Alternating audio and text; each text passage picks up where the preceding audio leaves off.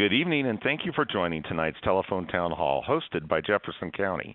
My name is Roger, and I'll be your moderator tonight as we talk with Commissioners Libby Szabo, Casey Ty, and Leslie Dahlkamper about financial and growth challenges the county is facing.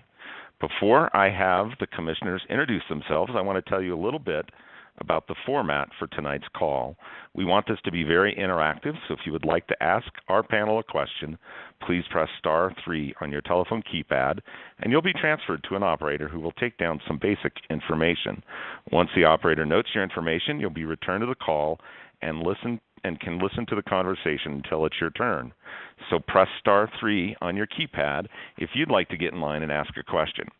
Since the commissioners would like to hear from as many people as possible, we'll take only one question per person.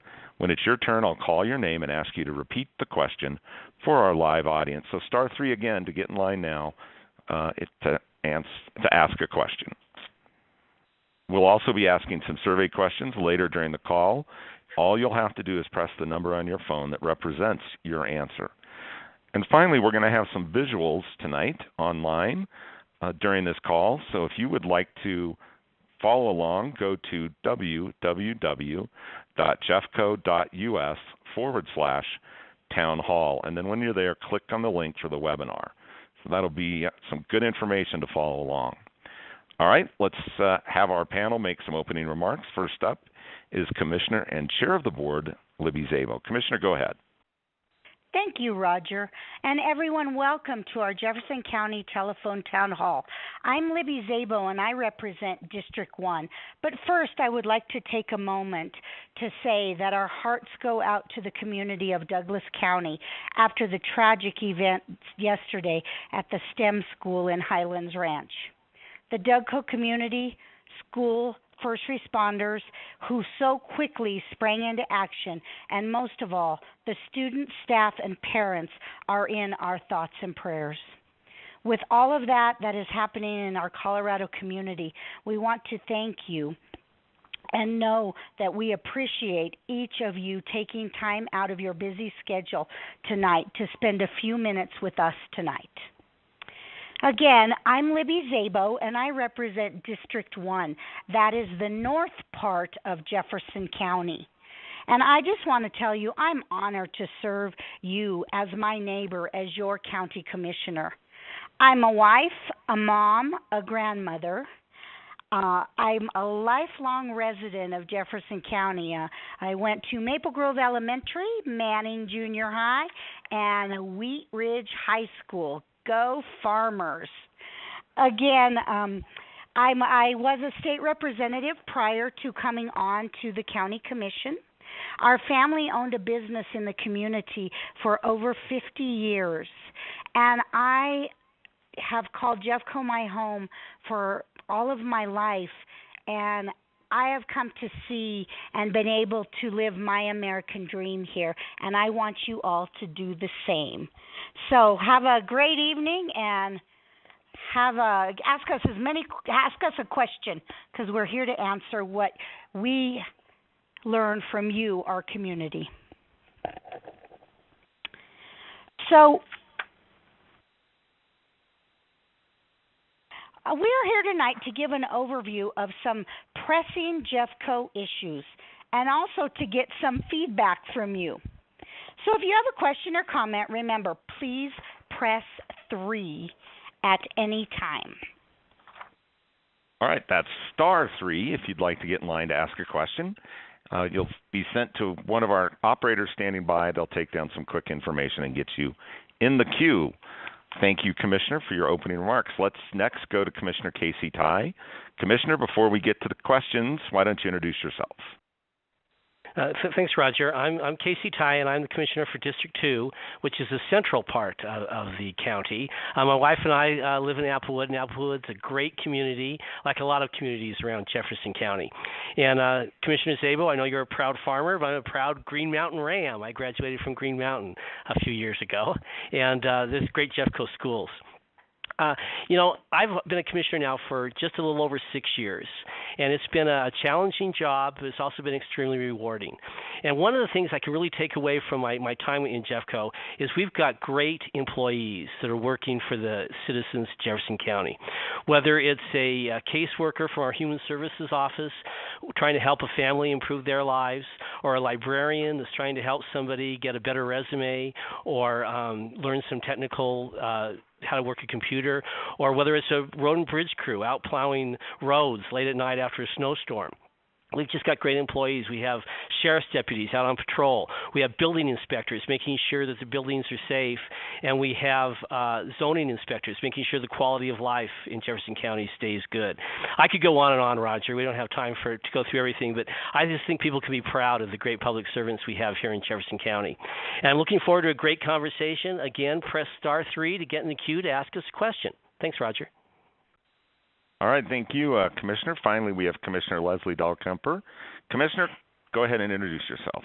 Thanks so much, Roger. I'm Leslie Dahlkemper. I'm the newest member of the Board of County Commissioners, and I represent District 3, which is South Jeffco, and also includes some of our mountain communities, including Conifer, part of Evergreen, heads all the way down south to Buffalo Creek. Our family has called Jeffco home for 24 years. We think it's a great place to raise a family, to start a business, or to retire. So far, we're 2 for 3 on that list. You've heard from a ram. You've heard from a farmer. I'm the proud mom of a Lakewood High School tiger. I think we've got all the bases covered here tonight. We're really excited to hear from you and to hear what questions you have and what's on your mind. We have several experts in the room with us to answer those questions. In addition to the 3 commissioners, we have Sheriff Jeff Schrader and representatives from our development and transportation team, as well as the budget team and human services as well. As a reminder, you can press *3 anytime during the call to ask a question. All right, thank you very much, Commissioner. Before we get into our main topic of tonight's call, let's ask our first survey question. It's easy to participate. All you have to do is use your telephone keypad to enter the number of your response. The first question is, in general, would you say that you get a good or bad value for your Jefferson County taxes?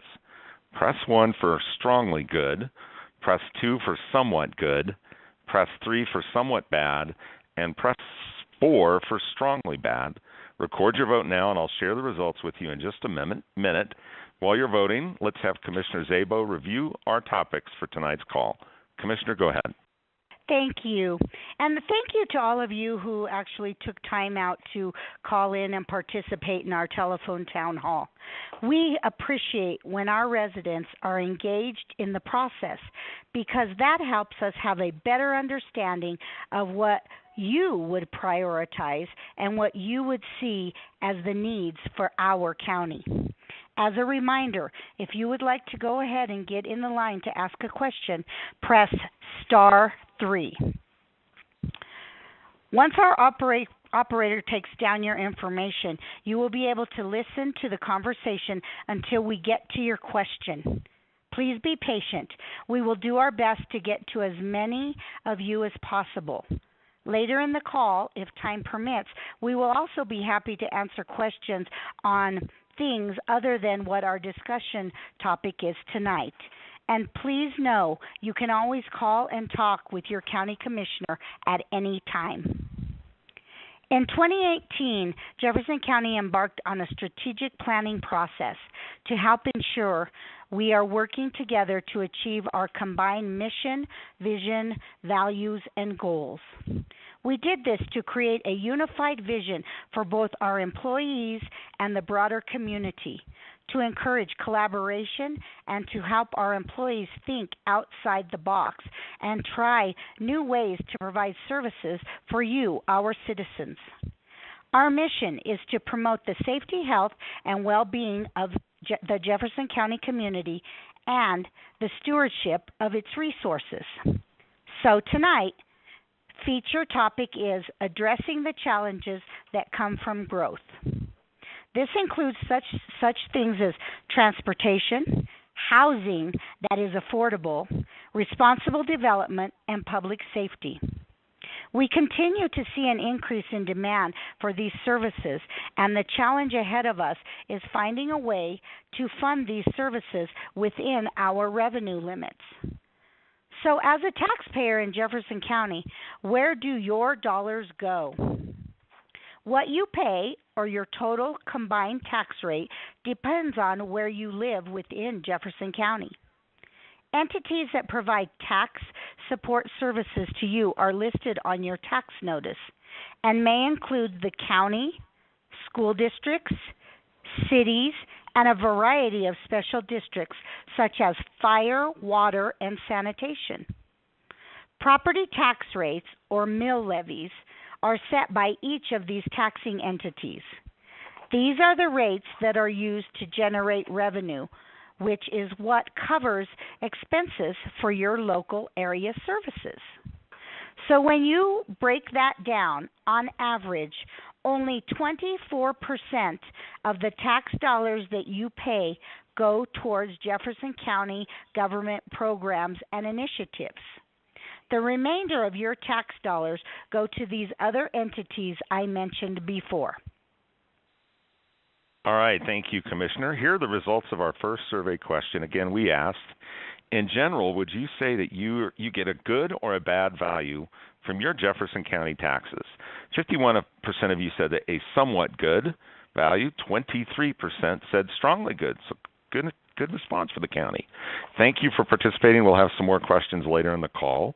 And as a reminder, *3 to ask a question of our commissioners. We're going to go to Lily first. Go ahead, Lily. Good evening. I'd like to say thank you for taking the time to do this and listen to folks in Jefferson County. Also, I'd like to say thank you to all of the commissioners for listening to folks about the upcoming 2020 census. While it seems far away, it's actually not.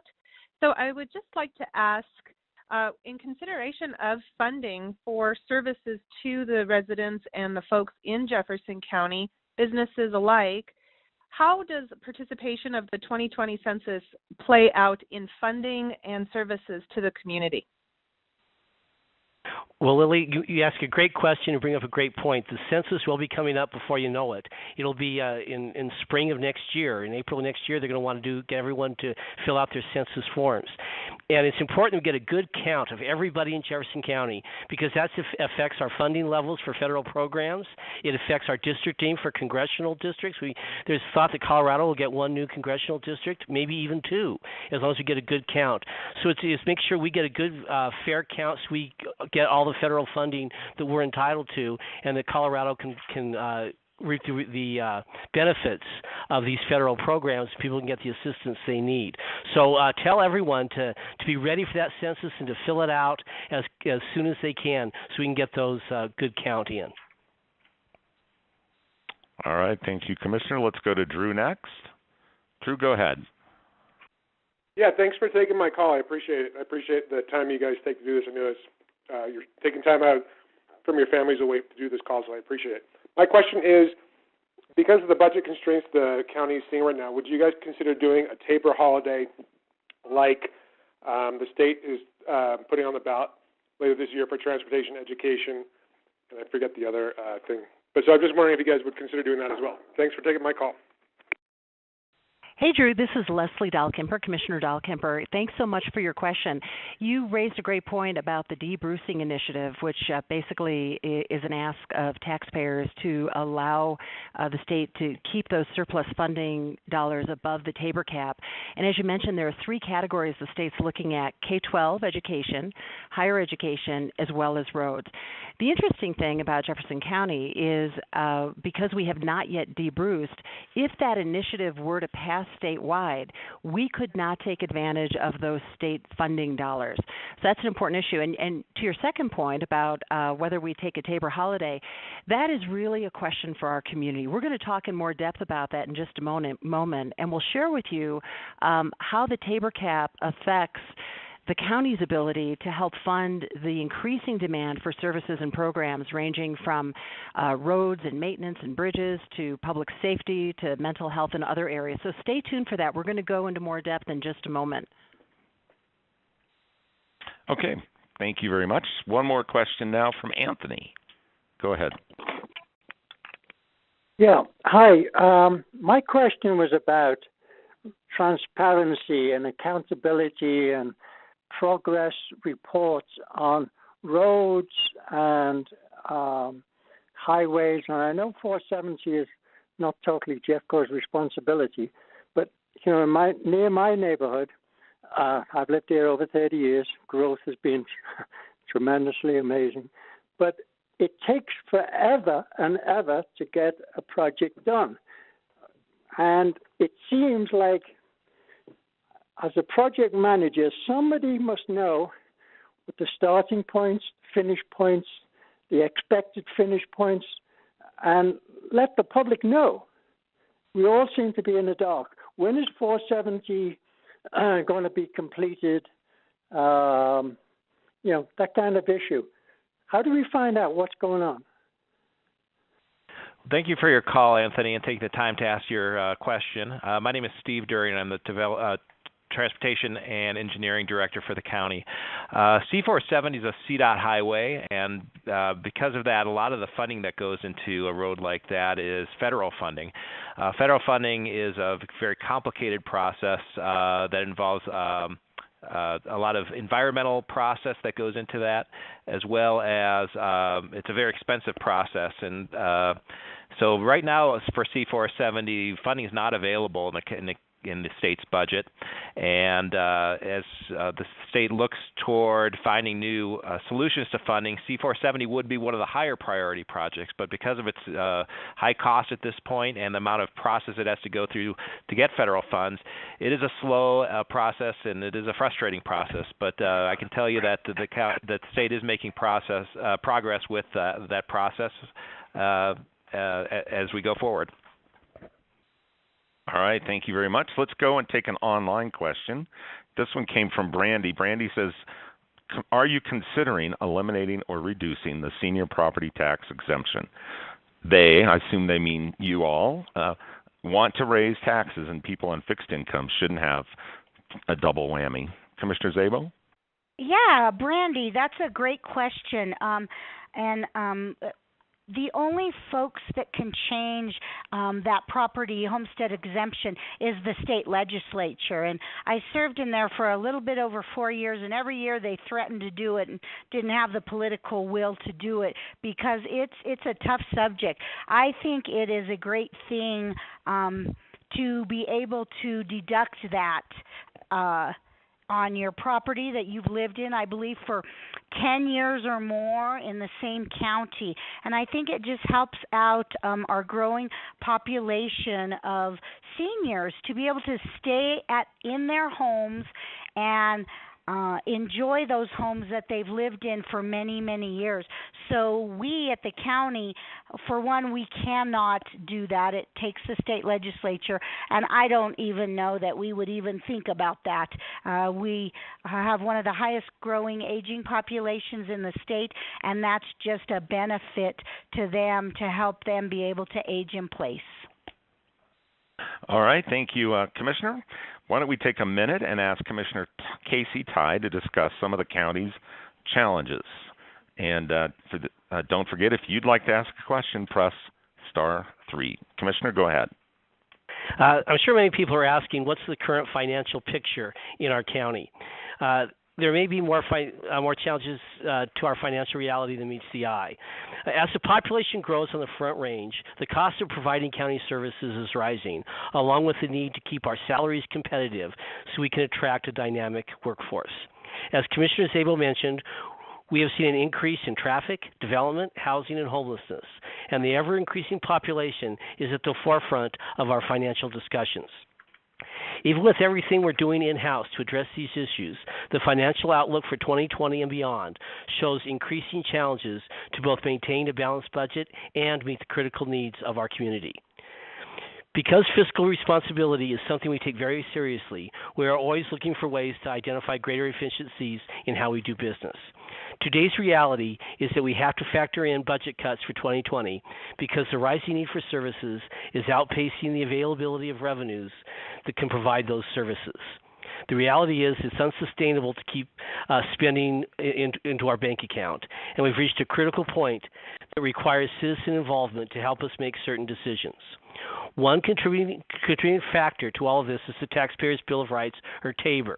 I think you heard Commissioner Dalkamper talk about that just a few minutes ago. This affects our county's revenue streams and limits how much money we are allowed to operate with. Jeffco schools in many cities and most of our peer counties across the state have passed ballot initiatives exempting them in one form or another from the TABOR revenue restrictions. Those voter-approved initiatives allowed those entities to retain vital dollars to tackle important infrastructure, road and bridge, public safety, and other critical needs for their communities. While we all agree that TABOR is a solid concept, which ensures that the county operates in a lean fashion, we also know that the county is facing a huge challenge to continue to maintain our services in areas such as transportation infrastructure, public safety, responsible development, and affordable housing. As costs are increasing and our revenue streams are limited by TABOR, the challenges continue. So I hope everyone understands that TABOR does limit our ability to respond to some of these budget challenges. All right, thank you, Commissioner. Let's get back to questions, and we're going to go to Ann next. Go ahead. Hi, my name's Ann, and my question is, with you considering budget cuts and all, would you consider legalizing the sale of marijuana and the growing of marijuana in unincorporated Jefferson County? This is Casey Ty. That's a good question. We really haven't talked too much about that. It's something we may want to consider down the road. But as far as the size of our current budget challenges being $16.1 million, I don't think we would get sufficient revenues from legalized marijuana to solve that problem. But I think that's always a discussion that we can have. But we haven't really had those discussions yet at that point because I don't see the revenues being sufficient to solve the problems. Okay, Shane is next. Go right ahead. Yes, thank you again for hosting this tonight. We appreciate your time to listen to us and our thoughts and concerns and questions. Understanding the challenges you're facing with the budget shortfall and as you mentioned, keeping fiscal responsibility as a priority, which we appreciate very much. With the unfortunate incident that happened down south in Douglas County yesterday, I don't think we could emphasize any more the importance of public safety and a fully funded Jeffco Sheriff's Department, and also understanding the restrictions of TABOR. I'd just like for you to comment about how public safety will continue to be a priority as you look at the budget cuts and how you would hopefully minimize the cuts to that department. Shane, this is Commissioner Dalkamper. Thanks so much for your question, and it's a timely question, and public safety is a top priority. There is no question about it. And public safety right now makes up about 67% of our general fund. Now, that includes the Sheriff's Office, the District Attorney, the Coroner's Office, and more. And so we take it very seriously, and I will tell you that as a mother of a high school student and also as the former president of the Jeffco School Board, I know how critical the relationship is between the Sheriff's Office and our school district and other first responders. So that is an issue that we're going to look at very closely. As county commissioners, we're responsible for the entire budget, and that's why you see conversations about 6 to 7% reductions across the board and across the county. And we're turning to the experts who know those budgets the best, from our sheriff to the head of our road and transportation division to human services and others. And then together, collaboratively, we'll work to prioritize and determine what is in the best interest of the Jefferson County community. Really important question, and appreciate it. All right, thank you, Commissioner. For those of you that have joined the call late, good evening. My name's Roger, and I'll be your moderator tonight as we talk with Commissioners Libby Szabo, Casey Ty, and Leslie Dalkamper. We have already discussed several development topics, and budget topics and are here to take your questions. You can ask a question by pressing star 3 on your keypad. You'll be transferred to an operator who will take down some basic information and get you in the queue. So again, star 3 on your keypad to ask a question. This also might be a good time to mention that if you need to leave the call early, but want to leave a question or comment, you can press star 3 or star 9. So star 3 to ask a question live, star 9 to leave a voice message for the commissioners. Let's go back and take a question from Margie. Go ahead. Hello, Commissioner. My question is whether or not the county commissioners can use any unincorporated Jefferson County property to build affordable housing to try and help fill that need. Hi, Margie. That's a great question. The way the property assessments work in Jefferson County is all property is zoned. And if that property is zoned to do multifamily housing, then yes, it can be used for that.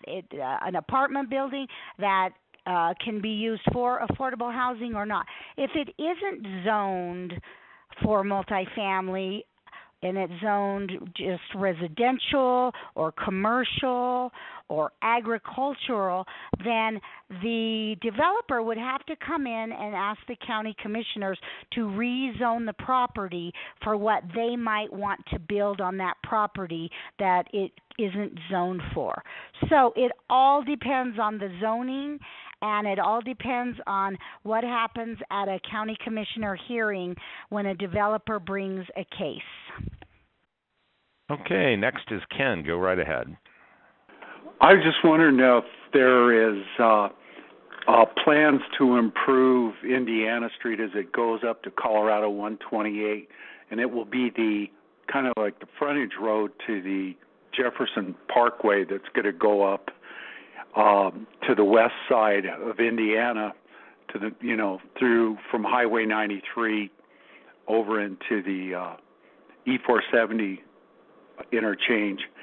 And I just was wondering if there was going to be any improvement to that street. It's terrible condition, 2-lane, and wonder if there's any plans to take care of that while they're doing the work up there.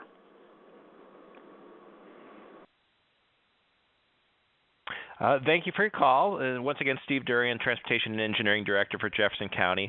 The county currently does not have plans to do improvements to Indiana. Most of the length of that corridor is in the city of Arvada, and I have seen some proposals that might start with the widening of the railroad crossing, but besides that, I don't think the city of Arvada has any definite plans for the widening of their section of Indiana. All right, let's go to an online question from Kathleen. She asked, if you put debrucing Jeffco on the November ballot, would it be a permanent or temporary action? Kathleen, this is Leslie. We have not made a decision about whether we'll debruce and whether it would be permanent or temporary, and we'd really love to hear from you and members of our community about your thoughts on this.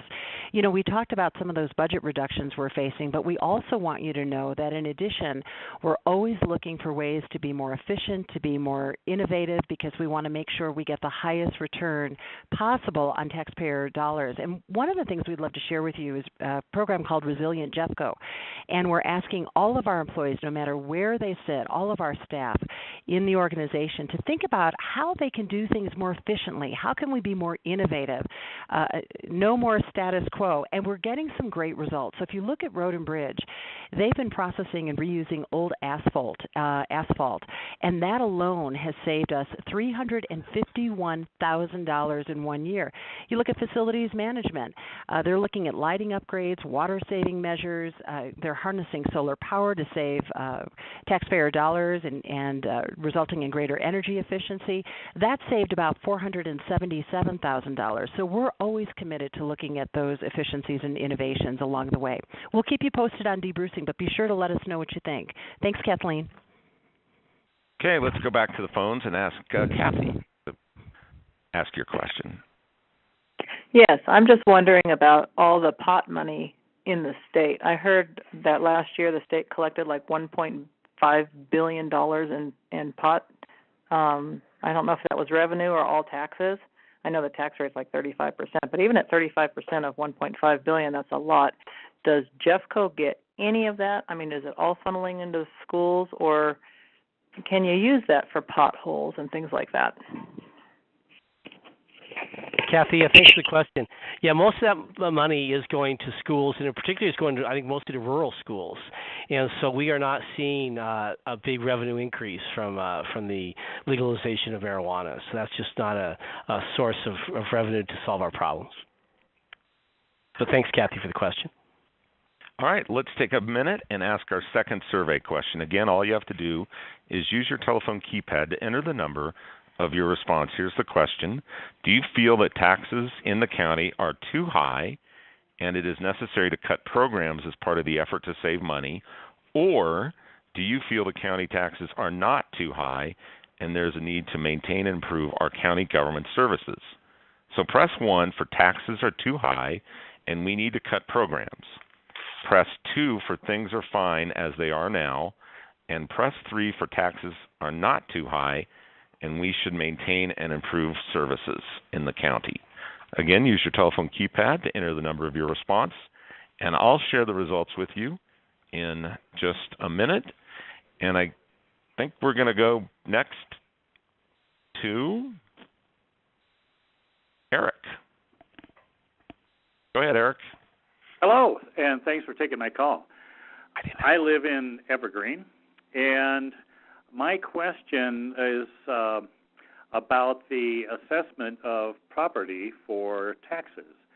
And it just seems like yesterday that I went through a process down in Jefferson County to dispute my tax assessment, which was extremely high, I believe about 40% at that time, a year and a half or so ago. And I just received my incoming tax statement that increased my home evaluation to around and over 30% of where it stands right now. And I just think that there is an evaluation issue here. Some of us in Evergreen have houses that are vintage, you might say, in the construction year of the 70s or 80s or before, and may have property. So we're evaluated based on property that may be of the mansion-type properties, which is not a fair evaluation. So therefore, I want to see if there's any issues here that can be taken care of as far as a fairness in evaluating properties in Jefferson County. Hi, Eric. Thank you for calling, and it sounds like you're a perfect prospect for our appeal section. It's the appeal process is you can appeal anytime between May 1st and June 3rd. And I'm going to answer Rex's question. Rex, I know you're out there. I'm going to answer your question while I'm answering this also. That appeal process is very comprehensive. It sounds like, Eric, you've done it before. And, you know, unfortunately, the commissioners or the assessor really have no say in the process of evaluating how much your property is. That is really done by the market, and the market solidifies what it is. And, you know, I don't know if you've looked at anything lately, but the statistics show that Colorado is one of the best places to come to and to move to, and a lot of people are coming here, and it's just causing a supply and demand kind of thing, and that just makes everything go up. You know, so I encourage you to get on the assessor's page. Anyone who would like to appeal at jeffco.us, go to the assessor's page. You can click on the appeal process. It will tell you everything that is. It's kind of a series of events on a timeline of how it takes place, and it just all depends on the year as to how fast that process takes and how many appeals they actually get.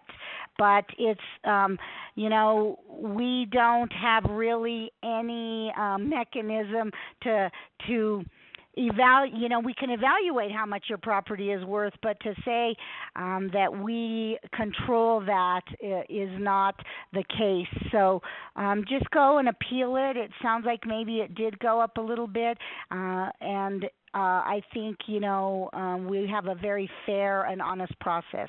So thank you for your call. All right. Thank you, Commissioner. Here are the results of our second survey question. Again, we asked, what do you think about the level of taxes in Jefferson County?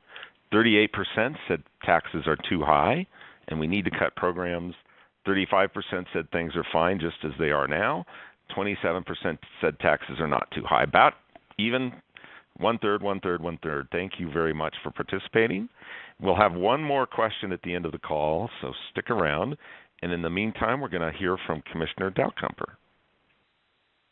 Thanks, Roger. We heard questions about Tabor and debrucing from Drew and Kathleen a little bit earlier, and we heard Commissioner Tai touch on Tabor as well. So I wanted to dig in a little bit more and talk about Tabor, which, as you know, is designed to limit the growth of government by how much government can spend and then how much revenue it can keep. And it's tied specifically to county-wide growth in new construction and inflation. So here's what that means for Jeffco. The county is collecting more revenue than it can keep under Tabor. So we lose surplus funding, and that loss of surplus funding has a direct impact on the level and quality of services that the county can provide to its residents. What does that actually look like in terms of how much it amounts to? From 2015 to 2019, Jeffco hit the Tabor cap every year, accruing a total of $111 million. Now, think about that just for a moment. Those dollars, even a portion of those dollars, could have been reinvested in public safety, in roads, bridges, facilities repair, mental health care, and other areas that maintain our quality of life and well-being. We also had a number of questions about your property tax bill. Some may say, hey, it keeps getting higher, so why does the county still need more money? Why are you talking to us about funding? So let's just break down $1 of property tax dollars that the county collects. So for every dollar, 24 cents remains with the county to provide services. The remaining 76 cents goes to our public schools, special districts, and our cities. So even though property values may increase, the amount of property tax revenue the county is allowed to collect is limited by the state constitution or Tabor. And of course, there are so many ways that you interact with the county every day. You may not even think about all the ways. It's the roads you drive on. It's the sheriff's deputy patrolling your neighborhood. When you vote in an election, we've got a big election coming up in 2020, or the services provided to our most vulnerable populations who are most in need, which could be your next-door neighbor. Even with everything we're doing in-house, as you heard Commissioner Tai talk about a little bit earlier, to address these issues, to find greater efficiencies, and to be innovative, today's reality is that we have to factor in budget reductions for 2020 because there is a rising need for services that's outpacing our revenues. And, of course, as you all know, that's just unsustainable. Like Commissioner Tai said, we've reached a critical point that requires citizen involvement to help us make certain decisions so that we can both maintain a balanced budget, number one, and number two, meet the critical needs of our community. And this is just the beginning of the conversation. We're encouraged to have so many of you joining us tonight and enjoy being part of our discussion and asking lots of great questions. We want to keep Jeffco the great place it is to live, to work, and play. And to do that, we just need to be very thoughtful and strategic about the budget decisions that we make. And we want to make sure that we're well informed by what you see as budget priorities for Jefferson County. All right. Thank you, Commissioner. Let's get back to questions and call on Kay next. Go ahead. Oh, okay. Well, hi. Thank you for taking my call. I have a question. I saw a program on Dinosaur Ridge, and it's apparently unique in the world. And I heard an ugly rumor that you had approved development over there, like not necessarily a car dealership, but perhaps gas stations over by something that's rare in the world. Is this true? Thank you for your call, Kay. This is Jeannie Rosillian, the Director of Development and Transportation with Jefferson County. And the area around Dinosaur Ridge in the C-470 Alameda interchange area has been zoned for development for many years. the western side of the C470, there is a development case here at the county right now to consider platting that property for development. On the southeast corner, there's an active zoning case to change that zoning, although would still be commercially zoned like it is now. It's to change the uses somewhat. But indeed, there are active cases with land use in that area. All right, Latia is next. Go ahead. Everything is. I think so, Mark. Hello? Hello, you're on. Lydia. Yes. I live in Edgewater, and I am between what they call Edgewood. We have a homeless problem in this area of Jefferson County. My concern is there are no viable shelters and no services or resources so that we could work with our disenfranchised population and make sure there is a safety plan in place. I need to start separating the mothers. Hi there, Letitia. My name is Lene Flora, and I'm the Deputy Director for Human Services, and that's a great question. And we are, in fact, doing some things around homeless with not only the county, but also with our cities.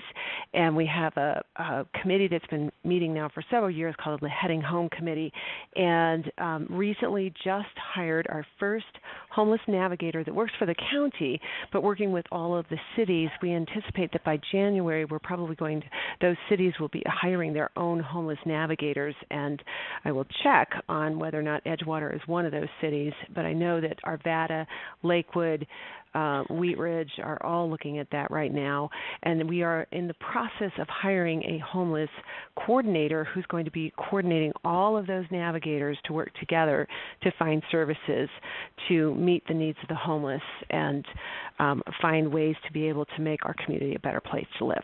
Thank you for the call. Okay, next up is Ed with a question. Go right ahead. My first question is about the unincorporated Jefferson County, about the potholes that are taking place off of the main highway, and is anything going to be done about that when the weather clears up? And the second part of it, when do you get to the point of overdevelopment and all the flat land we have around here? If that keeps going on and on, then we're really going to have a traffic problem, a water drought problem, and a marijuana problem the way this state is going. Thank you. Thanks for your call, Ed. Once again, Steve Durian with Transportation and Engineering. I can speak to the transportation project question that you asked. Our pothole effort does continue throughout the year. This time of year is a tough time for maintaining our roads. The freeze-thaw that occurs with this weather is tough on our roads, but we will try to keep up on top of those potholes and maintain our roads. It's always a question of priorities with limited budgets, but certainly road maintenance is top of our priorities. All right, let's go to an online question from Joe. He asks, many citizens are fans of Tabor.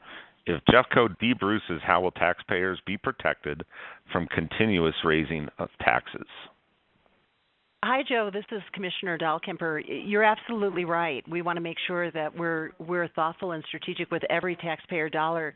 You know, one option Jeffco is exploring is debrucing revenues collected up to the currently approved mill levy. So in other words, allowing us to keep the revenue that we already receive, and any increases to that tax rate or mill levy would still need to be put to voters.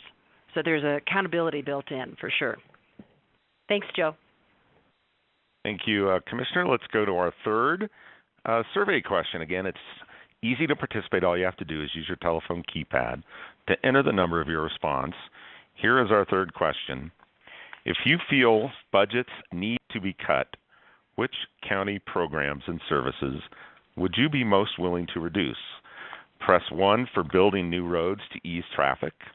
Press 2 for law enforcement services. Press 3 for social services for seniors, children, and families in need. Press 4 for public health-related services. and press 5 for road maintenance and snow plowing. Please record your vote now. I'll share the results with you in just a minute. And while you're voting, we're going to go to Joanna. Go ahead. Hi, thank you for taking my call. I just, with the growth that we're having in unincorporated Jefferson County, how can how can you justify cutting the public's, the sheriff's budget so exponentially, and why is that not an absolute priority? Because our crime rate has gone up sufficiently that we really need more. We need that. That has to be a priority. Joanna, this is Commissioner Ty. I understand your concerns. It is important that we prioritize public safety, and in fact, we have done that. Over the years, the public safety accounts for 67% of our general fund budget. And a couple of years ago, we were having a real problem with losing sheriff's deputies because our pay wasn't competitive, and we worked hard to increase the pay and make it more competitive. So I understand your concerns. I think public safety has to be a priority, but we also have to balance our budget. And with a program that large, in order to meet our needs, we're going to have cuts in all areas, unfortunately, including our public safety elements. We're certainly going to look hard. We're certainly going to try to prioritize and figure out the best way to make the cuts.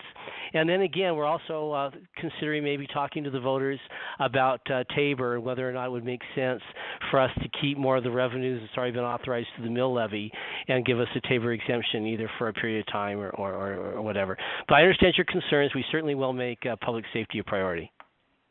And I would also like to weigh in on that and to say that we do make public safety our priority. It's the biggest chunk of our budget. And as of now, we have cut nothing. We have not had one budget meeting as of yet. We just put out a letter to all the department heads and the elected officials saying, here's what we're looking at. We're looking at about $16 million of cuts to balance our budget, and that's what we're mandated to do. And so we asked each department head and each elected official, since they are they know their budget the best. They know their department the best. Instead of us being arrogant and walking in and saying, we're just going to cut you here and we're going to cut you there, we asked them to come up with a plan. Come, sit down with us. Let's talk about where can we come up with this $16 million to balance the budget. So as of now, no one's budget's been cut. Our first budget meeting isn't for a couple weeks, where we will just start the discussion. And I hope that we can come together with all the entities as the professionals that you expect in the county and what you elected us to do, and find common sense ways to be able to find. We all have budgets, whether it's our home budget or it's we own a business and it's our business budget, and there's always a place where something can be altered and modified and become more efficient and effective. And that's just what we ask. What things look like today through that letter, they will not look like at the end of the budget cycle. So I hope everybody's patient with us. We are going to do what's best for Jeffco. And like we have in the past, we will prioritize public safety. Thank you, Commissioner. Here are the results of our third survey question. Again, the question was, if you feel budgets need to be cut, which county programs or services would you be most willing to reduce? 36% said public health and related services. 25% said building new roads to ease traffic. 21% said social services for seniors, children, and families in need. Only 7% said law enforcement. So thank you for participating. Let's go back to a question from Ryan. Go ahead, Ryan. Yes, sir. First, I want to say I love Arvada. Colorado's a beautiful place to live, and thank you for the law enforcement and the firefighters for everything that they do, and firmly against any budget decrease in those guys across the board. I think when those guys are unhappy, it kind of trickles down to everybody. But my question is here about the vehicle registration fees. I own a small business here, and we have 7 vehicles, and Jefferson County is one of the highest vehicle registration rates in the state. And, you know, with all the families moving in, and you got to have an SUV around $40,000 to, you know, that average price. We're paying $1,300 to register one vehicle, times that by 7 just for my small business. Is there any sort of relief, or where does that money exactly go? Because, you know, $7,000 just in vehicle for license plate tags, you know, that's a lot of money on a small business when we're bringing in tourism, you know, spend a lot of money in Jeffco, and it just seems like that's a large amount of money. Hi, Ryan. This is Holly. Thank you. It's Holly Bjorklund. I'm the Strategy, Innovation, and Finance Director. Thank you for your question. The registration fees are based on the year, weight, taxable value, and month of registration. So it's a general calculation on how that's done. Some of the fees go to the roads, air quality programs, public safety programs, fact sheets, and there's some fact sheets on the jeffco.us under motor vehicles. Thank you for your question. All right, Dave is next. Go ahead, Dave. Hi, yes, I'm a little confused but concerned about C470. I think now it's called Jefferson Parkway, and then there's a northwest passage. What I'm really wanting to know, and I'm not able to find good maps, is where is the route of 470 going to go through Golden? I live very close to Highway 93, which is getting very congested now, and I'm wondering, is this ever going to be a full 470 loop around Denver, or is it going to end on Highway 93? Thanks for your question, Dave. Steve Durian once again with Transportation and Engineering. All the best information, most up-to-date information on the Jefferson Parkway can be found at the Jefferson Parkway Public Highway Authority website at jppha.org. All right, let's go back and take a question that was submitted online from Kathleen. She asked, can you please list your priorities for funds that you would retain from debrucing? Commissioner. Hi, Kathleen. This is Commissioner Dahlkemper. You know, when we think about our budget and we think about our priorities, we always want to make sure that they are aligned with our mission. And our mission in Jeffco is to promote the safety, health, and well-being of Jefferson County, as well as the stewardship of its resources. And we take that mission very seriously, and we're very thoughtful about how we align the budget and prioritize. So we currently spend approximately 67% of the general fund on safety, 8% on health and well-being, and 25% on stewardship. So what do those different categories mean? We can break them down just a little bit more. Those considered in our safety group include the Sheriff's Office, the District Attorney, the Coroner, Transportation, among others.